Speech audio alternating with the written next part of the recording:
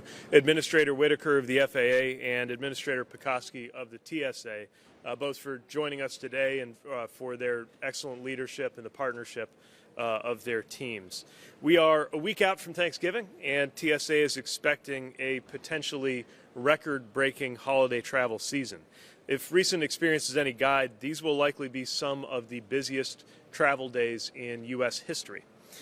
While there are, of course, some factors that affect travel, especially the weather, that are truly out of anybody's control, we can take and have taken a number of steps to make travel better.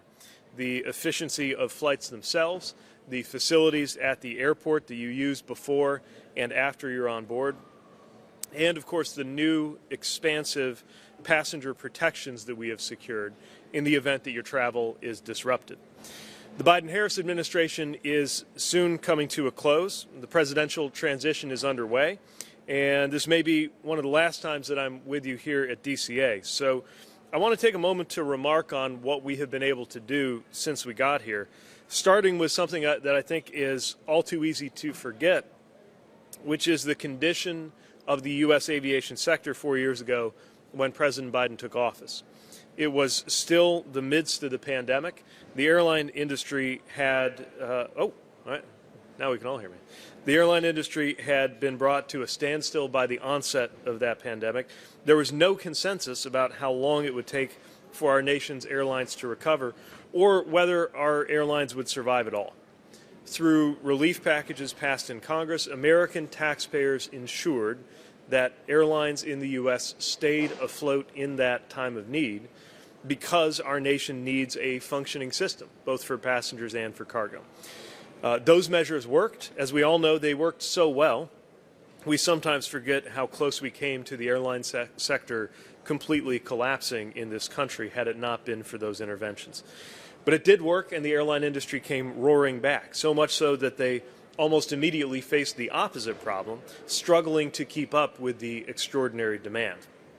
And too often it was passengers who felt the brunt of that. So our department stepped up and stepped in to use every power within our authority to improve service and to improve the flying experience for airline passengers.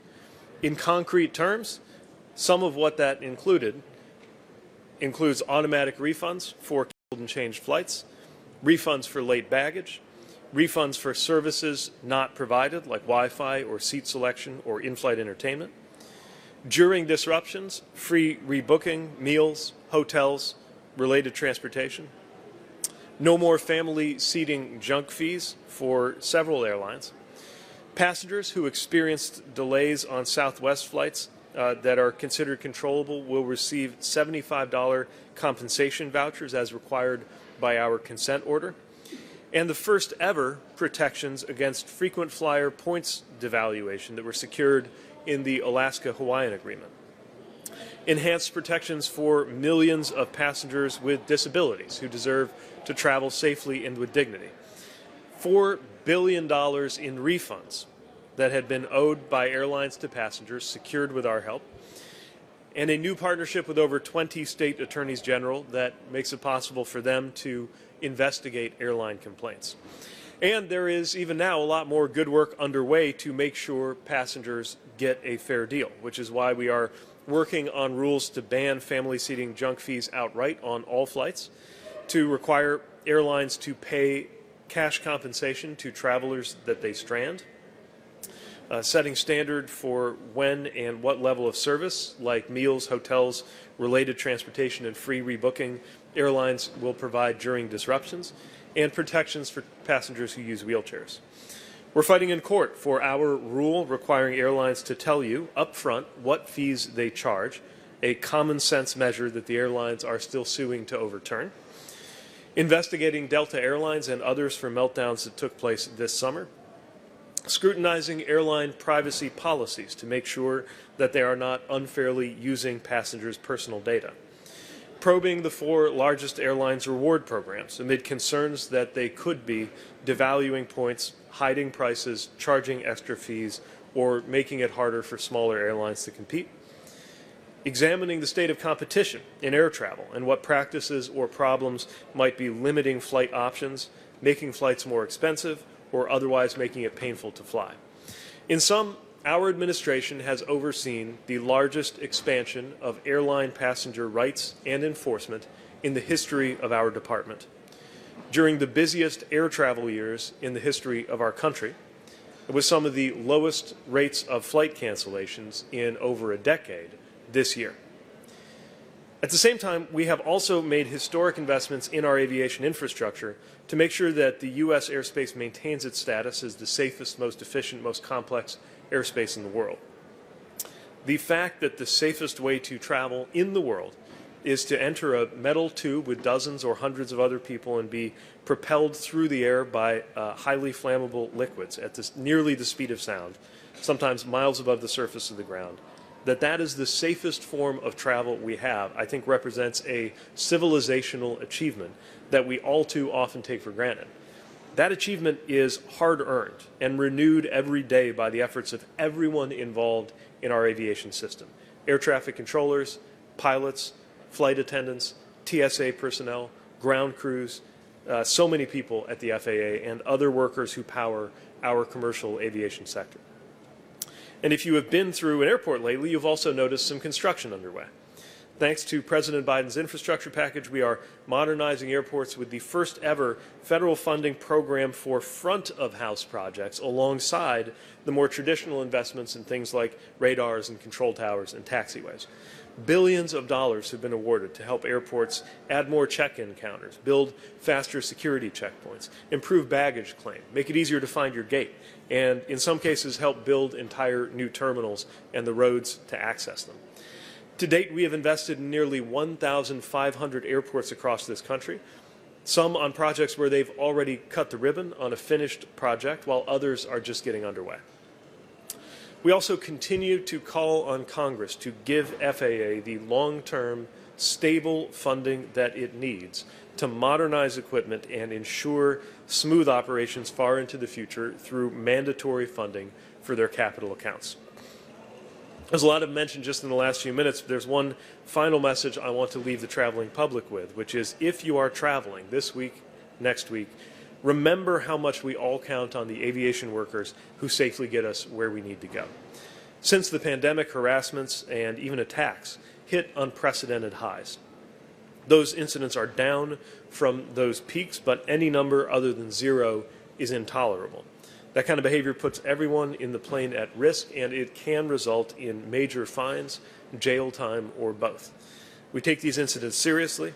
We refer them directly to the Department of Justice, so please treat your flight crew with the respect that they deserve.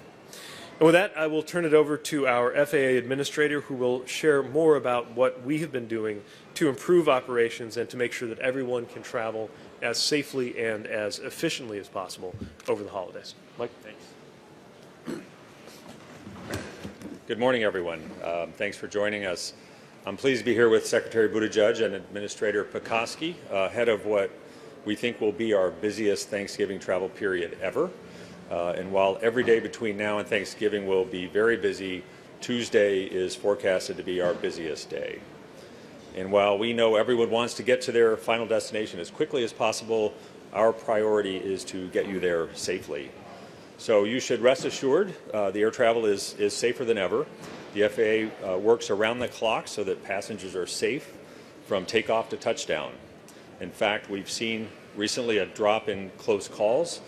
And for the first 9 months of 2024, the rate of serious close calls decreased by 72% from the same period last year.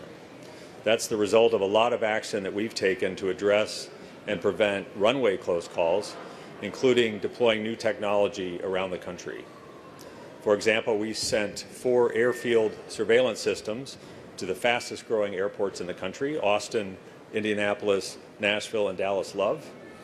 This technology reduces the risk of runway incursions by improving air traffic controllers' situational awareness. It's been so successful that we want to deploy that at 14 more airports by the end of this calendar year. We've also installed approach runway verification systems at more than 74 airport towers. This technology provides audio and visual alerts to controllers if an arriving aircraft is lined up to land on the wrong airport surface. And finally, we installed runway incursion devices at 5 airports for operational evaluation. This technology provides air traffic controllers with audio or visual identification of when a runway is not available for arrivals or departure. Looking ahead to next year, the FAA will begin to deploy this technology at 74 airports across the country. Our thousands of air traffic professionals are ready for the increased volume this week and through the holiday season. We're closely watching the weather, which is, of course, the biggest source of delays, and we'll do our best to work around that. Our command center in Virginia has real-time engagement with all of the airlines to find the most efficient, safe path around weather as it occurs. We've also looked at what is needed to keep the air traffic moving efficiently at some of the most crowded airspace in the country. For example, earlier this year we made a decision to move the Newark area air traffic out of New York into the Philadelphia TRACON. With this move, we're able to relieve the stress in New York and improve controller staffing levels by recruiting and training controllers in Philadelphia. This has been meant to get us healthy on a staffing level. In addition to the controllers who came over from New York, we already have a strong pipeline of 28 certified controller trainees who want to work in this airspace. During the Thanksgiving travel period, we will use traffic flow management initiatives to deal with any staffing shortages on that particular day in this airspace, and we expect to have some of those shortages. So we're working diligently to make sure that that can operate as efficiently as possible. These initiatives keep the system safe, and people should know that safety is never at risk. If we are short on staff, we will slow traffic as needed to keep the system safe. We're also thinking long-term when it comes to keeping the national airspace system safe. We plan to hire another 2,000 controllers over the course of this year and the fiscal year going into next year. We're also investing $4 billion in 400 airports around the country to improve their infrastructure. And we're expanding our university partnerships for training potential new hires into the towers. Just yesterday, we announced with Embry-Riddle a new enhanced controller training program, which is an important way for us to get more controllers out of the university system in addition to out of our own academy. So while the FAA is doing its part to keep the skies safe, we need the public to do their part as well. Our agency and your flight crews are all focused on getting you to your destination safely. And while thanking your flight crews is not required, it is highly encouraged. And as the Secretary mentioned earlier, let's remember to treat each other with respect during the travel season. And I want to remind everyone that we have a zero tolerance policy for unruly behavior.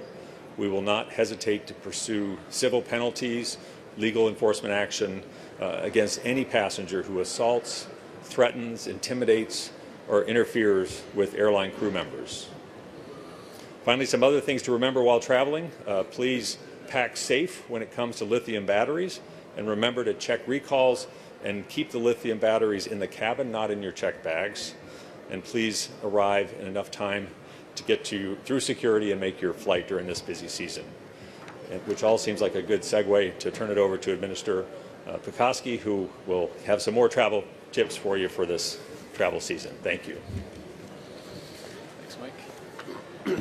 Well, thank you, Mike, and good morning, everyone. It's great to be here at Reagan National Airport, which is an airport that has historical significance to my agency. It's literally the birthplace of TSA, because on the 19th of November 2001, President George W. Bush signed the enabling legislation that created TSA, and TSA this week is 23 years old. It's a privilege to be part of Secretary Buttigieg's press conference. TSA started in DOT before moving to DHS in 2003. We have maintained strong ties with DOT and worked together to ensure safe and secure transportation in this country. That joint work includes topics like cybersecurity, unruly passengers, as Mike mentioned, public charter operations, advanced air mobility systems, air cargo security, and of course, passenger safety and security. As the Secretary and Mike have said, this will be the busiest Thanksgiving ever in terms of air travel. That's not a surprise, given the incredible recovery in air travel in the United States since the pandemic. This year has already been the busiest in TSA history. All 10 of our top busiest days in our 23 years have occurred since the 24th of May of this year. and we have screened in excess of 3 million passengers in a day for the first time ever. We expect we'll break that threshold over this holiday period. We project our busiest days in terms of passenger volumes to be next Tuesday at 2.8 million passengers across the entire system of 433 airports, next Wednesday at 2.9 million passengers, and then the Sunday following Thanksgiving, which is always our busiest day. It's the busiest day of the year typically in passenger travel. That will be a day that will have more than 3 million passengers, we project. As I said, this year passenger volumes are the highest we've ever seen, and fortunately our staffing in TSA is also at the highest levels that they have ever been. Plus, we've introduced a lot of new technology to improve security effectiveness, to improve security efficiency, and to enhance the customer experience. We are ready across 433 federalized airports to ensure passengers can complete the screening process within our established wait times of 30 minutes or less for non-pre-check passengers and 10 minutes or less for pre-check passengers. A few tips that I would offer that would make you and your fellow travelers' travel experience easy. The first one is start with an empty bag. If you're picking up a bag that you're going to carry through the checkpoint and you might have used it for some other purpose beyond air travel, just please make sure it's empty before you start packing it for your trip. We often find that people have things in their carry-on bags that they forgot about because they had put it in several weeks or in some cases several months ago. The other is to arrive a little bit early. As you arrive, pack a little patience. It's going to be crowded. It's going to be crowded especially during the rush hours that occur in airports nearly every day. Very early in the morning, in the early evening hours are generally the busiest times. If you travel with a firearm, you must put that firearm in your checked bags. It cannot go in your accessible property or your carry-on bags, and you must declare it with the airline. Firearms cannot be in the checkpoints, they cannot be in the sterile area of the airport, and certainly not aboard aircraft. Just this year, we have detected over 6,000 firearms already, and that is a costly mistake for people who introduce firearms into the checkpoint in terms of money, because it results in a civil penalty, also in terms of their time, also in terms of the safety of everybody in that checkpoint operation. And so I would just encourage people, if you travel with a firearm, you can absolutely do it. It just needs to be in your checked bag. The other piece of advice I'd offer you, if you have a question, and really this is the holiday where people generally have the most questions about what can I bring. And literally, if you go on the TSA website, super easy to remember, tsa.gov, there is a special tag for what can I bring. And you can put what you want to bring into the search feature, and it will tell you whether you can bring it in your accessible property through the checkpoint or whether you can bring it in your checked baggage. So I encourage everybody to use that feature. Another one that I would offer is we have a texting feature. If you text Ask TSA, no spaces, you will get an answer back from us very quickly with the same kind of questions. Hey, can I bring a turkey, for example? Can I bring stuffing into the checkpoint operations for screening? And while it won't be a benefit this Thanksgiving, I would just offer that to future-proof your convenience in follow-on travel as early as the December holidays, consider one of the Trusted Traveler programs like Global Entry or PreCheck. Visit tsa.gov to enroll or dhs.gov. Either site will take you through steps that will bring you to our enrollment vendors, and you will have a much more convenient experience. As I mentioned, TSA PreCheck passengers generally wait 10 minutes or less. Typically, it's in the sub 5-minute wait times for that service. TSA PreCheck provides 5 years of membership for about $15 a year. So it's basically covering the costs we incur to operate the program, but I think it's a very good investment for people who might want additional convenience in their travel. All year long, but especially at Thanksgiving, I am thankful for the work the entire TSA team does to ensure your travel is safe and secure. I am thankful for the strong partnerships we have with our colleagues at DOT and FAA, with the air carriers, and with the airports. We all work hard every day to ensure a seamless, safe, and secure travel experience. Please consider offering your thanks to our dedicated frontline workers as you travel over the holiday, whether it's a gate agent, a flight attendant, your pilot, or a transportation security officer. Thank you, and now we will turn it over to questions, please. Thank you.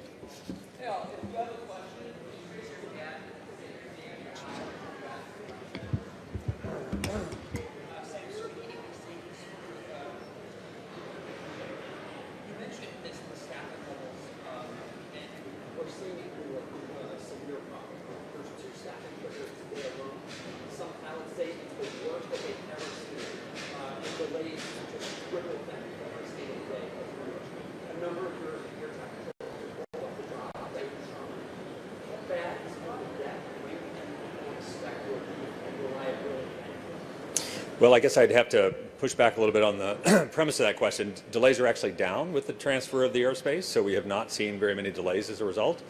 And we are working the staffing issue as quickly as we can. We expected some disruption, which is why we're pushing so many controllers through the pipeline.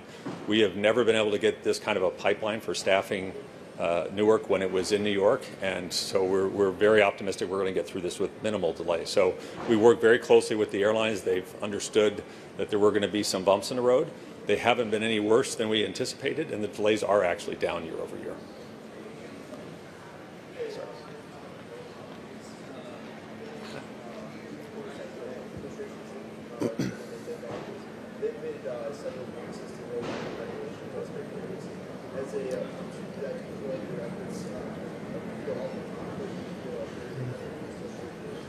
I can't speculate on what a following administration will do. What I'll say is that every action we've taken, whether it's an enforcement action like our response to Southwest Airlines, or rulemaking, whether it's passenger protections or things that have improved safety on our railroads, every action we've taken is one that we think is justified, grounded in the law, and the right thing to do.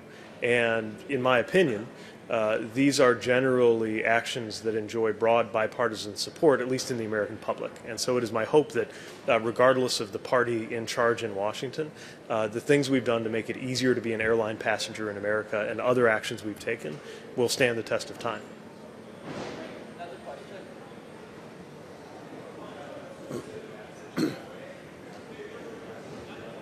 Sorry, a little louder.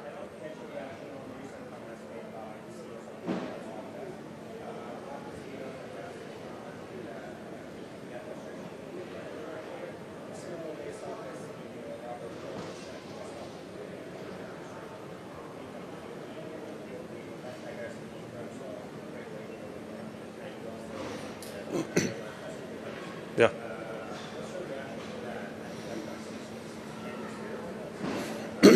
Yeah, so I know that some airline CEOs have expressed hopes that the next administration will be less passenger friendly and more corporation friendly than this administration. I can't speculate on whether that's true or not.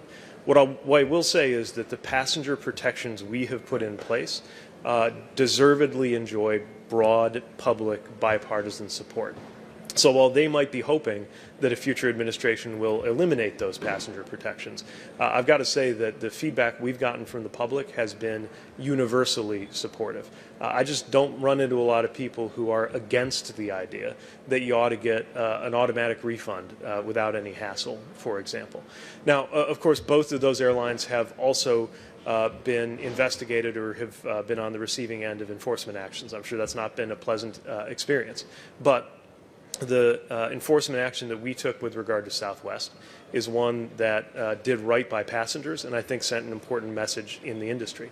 Likewise with Delta. Now let me be clear, the Delta investigation is still ongoing, so we don't have any conclusions.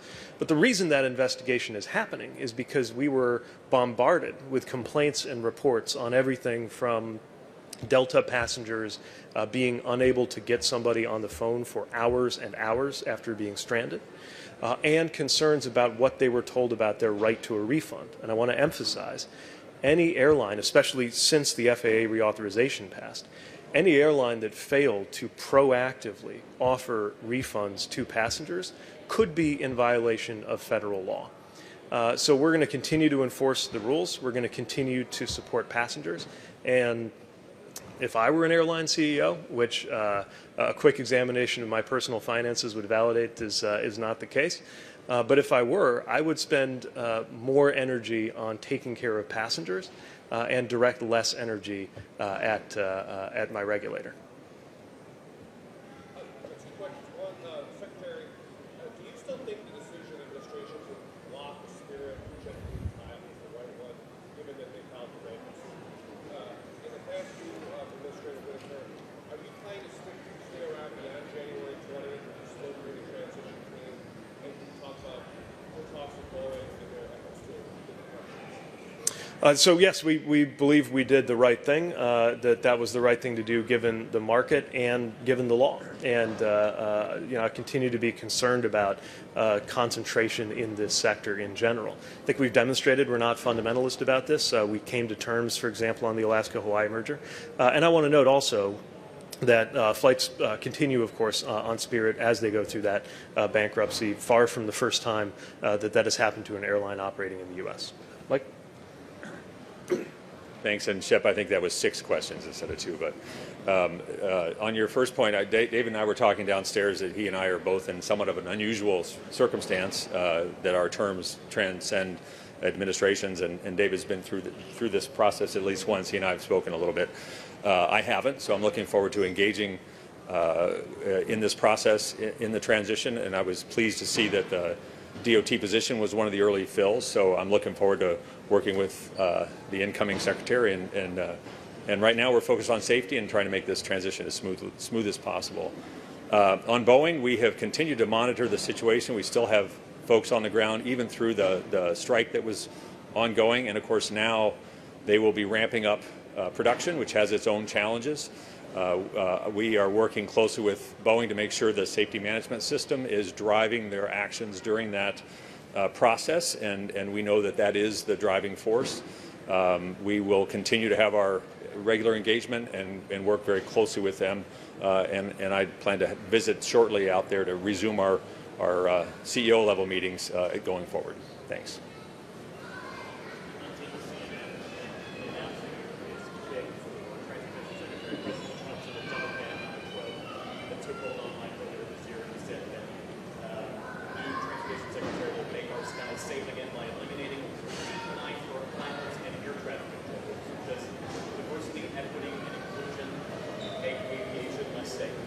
Look, some folks, all they want to talk about is culture issues.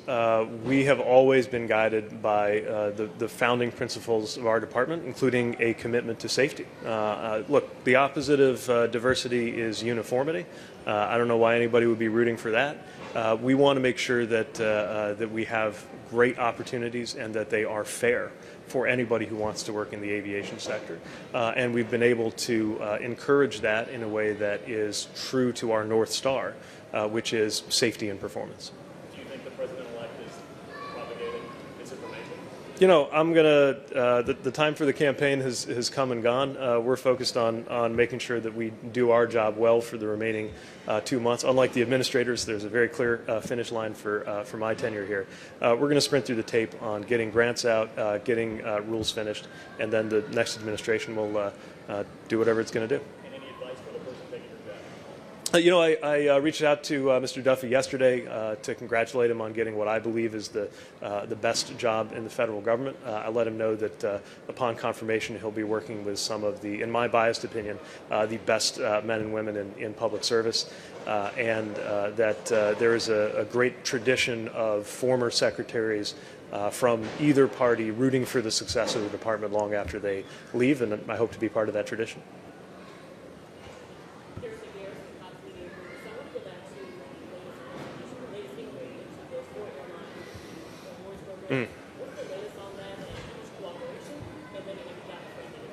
So to my knowledge, they have been engaging our department on the data that we have requested. That data and information is due soon. Our intent is to make sure that people's points and miles and their value is protected. It is, in our view, a real problem if a passenger is promised one thing and gets another. And we've heard complaints and concerns about a lack of transparency or sort of bait and switch where you're told, you know, if you get this credit card or do this, you're getting a trip to Hawaii, but you try to actually book it and it's just impossible. I think, and I say this is not just as a policymaker, but as a passenger, a lot of us love our points and miles.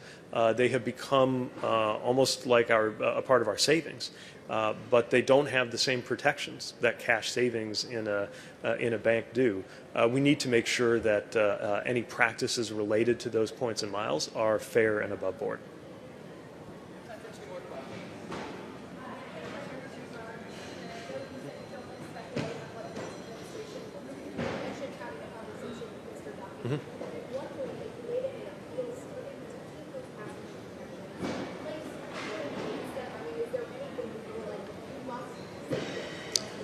There's only one secretary and one administration at a time, and the next administration will act as it sees fit. I will emphasize that so much of what we do is or ought to be among the most bipartisan or nonpartisan realms of domestic policy. I think that's true in the infrastructure we're building around the country.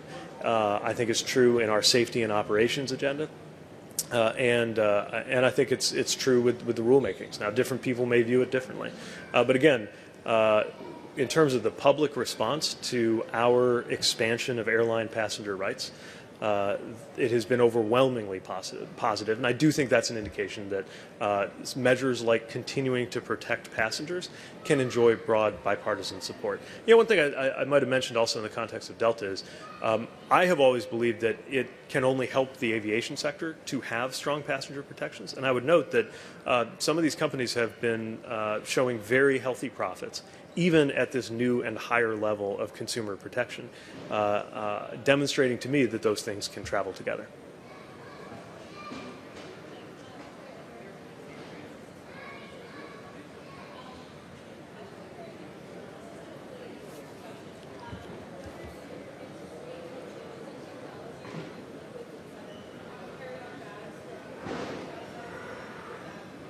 Yeah, no, we sure do. And we've been investing in that technology now for about 5 years, and that's called computed tomography, or CT, or CAT scan X-ray systems. That will eventually allow us, with some additional testing and some software modifications, to relax the liquid limits for passengers. We're not quite at that stage just yet. We want to make sure that we do it as much in alignment with other nations as we can.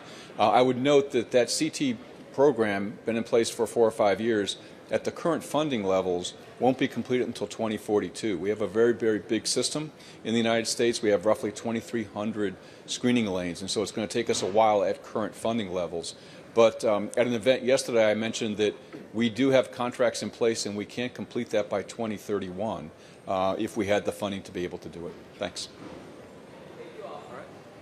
Thanks, everybody. Great. Thanks. I have a question. What's the answer to the turkey? Can you bring a turkey? Yes, you can. Frozen or